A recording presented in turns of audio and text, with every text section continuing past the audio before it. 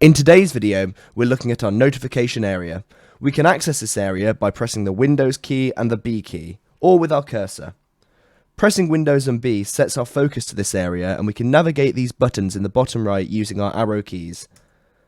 From here we can see our hidden icons, our battery settings, our internet settings, our volume settings, our keyboard language settings, and our date and time settings, including a built-in calendar.